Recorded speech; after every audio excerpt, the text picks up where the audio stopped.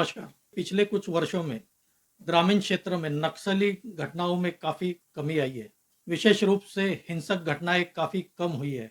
भारत के गृह मंत्री अमित शाह ने 2027 तक नक्सलवाद को पूरी तरह से समाप्त करने का संकल्प लिया है और इस उद्देश्य में वे काफी सफल होते भी नजर आ रहे हैं। नक्सल प्रभावित क्षेत्र विशेष रूप से ग्रामीण क्षेत्रों में केंद्र सरकार और राज्य सरकारों ने पिछले 10 वर्षों में काफी विकास के काम किए हैं।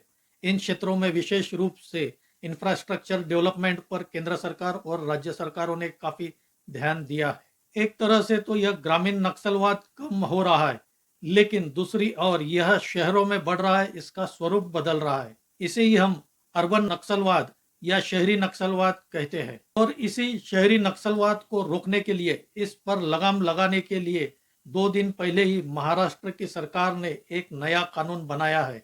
यह कानून है जन सुरक्षा कानून। क्या है यह कानून और क्या है इसमें प्रावधान, इसी पर हम आज इस वीडियो में आगे बात करेंगे। तो आपसे अनुरोध है, मेरा यह वीडियो आखिर तक देखिए। अच्छा लगे तो इसे लाइक कीजिए, शेयर कीजिए और मेरे इस चैनल को सब्सक्राइब कीजिए।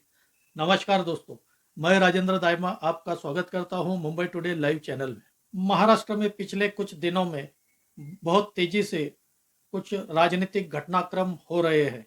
हमने देखा है एमएनएस के राज ठाकरे और शिवसेना उद्धव ठाकरे यह किस तरह मुंबई में एक साथ आए। महाराष्ट्र में 3 पार्टियों की सरकार है। भाजपा के मुख्यमंत्री है और शिवसेना शिंदे के एकनाथ शिंदे उप मुख्यमंत्री और एनसीपी के अजित पवार भी उप मुख्यमंत्री है। लेकिन पिछले कुछ दिनों में शिवसेना शिंदे के कुछ मंत्रियों पर भ्रष्टाचार के आरोप लगे हैं, जिसमें प्रमुख रूप से छत्रपति संभाजी नगर के संजय शिरसाट है। इनकी तो एक वीडियो भी बाहर आई है जिसमें वे नोटों से भरे हुए बैग दिख रहे हैं। अभी 2-3 दिन पहले महाराष्ट्र के आमदार की कैंटीन में जिस आमदार ने कर्मचारी से मारपीट किया था, संजय गायकवाड़, वह शिवसेना शिंदे से ही है। इन सभी घटनाओं से महाराष्ट्र सरकार की छवि खराब होने लगी थी और विशेष रूप से मुख्यमंत्री देवेंद्र फडणवीस की, क्योंकि देवेंद्र फडणवीस महाराष्ट्र के गृह मंत्री भी हैं।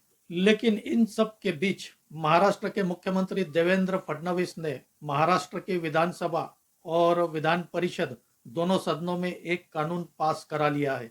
यह कानून है महाराष्ट्र जन सुरक्षा कानून 2024। हालांकि यह कानून पिछले साल ही महाराष्ट्र की विधानसभा में जब मानसून सत्र चल रहा था तभी पेश किया गया था। तब महाराष्ट्र के मुख्यमंत्री थे एकनाथ शिंदे और उप मुख्यमंत्री थे देवेंद्र फडणवीस। जब यह बिल महाराष्ट्र की विधानसभा में पेश किया गया, विपक्षी पार्टियों ने बड़ा हंगामा किया।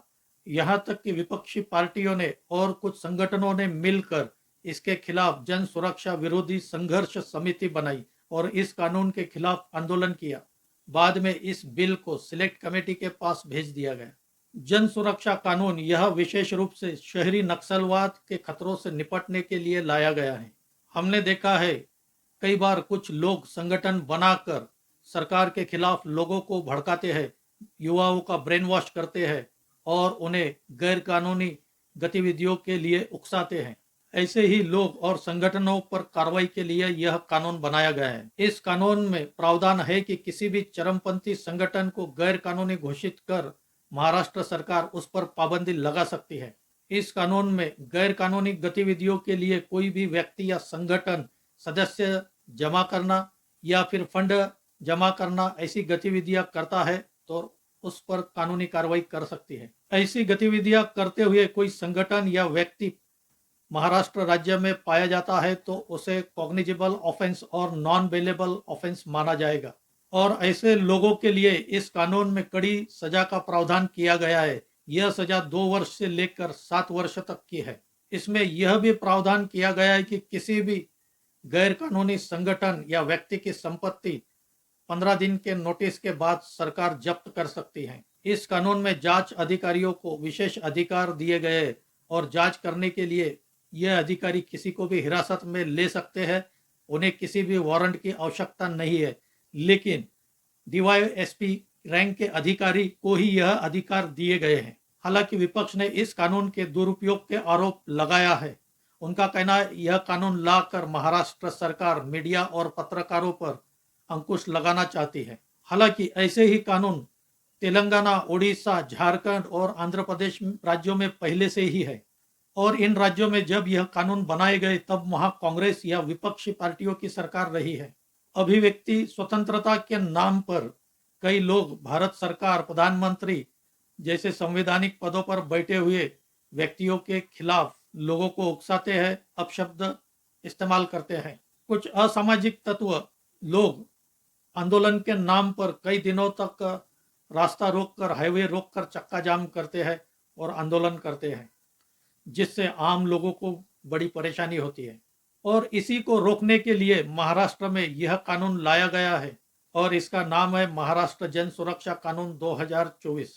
दोस्तों, आपको क्या लगता है, यह कानून अर्बन नक्सलवाद को रोकने में सफल होगा? आप अपनी राय कमेंट करके बताइए। मेरा यह वीडियो अच्छा लगा हो तो इसे लाइक करें, शेयर करें और मेरे इस चैनल को सब्सक्राइब करें। आज यही रुकते हैं। धन्यवाद।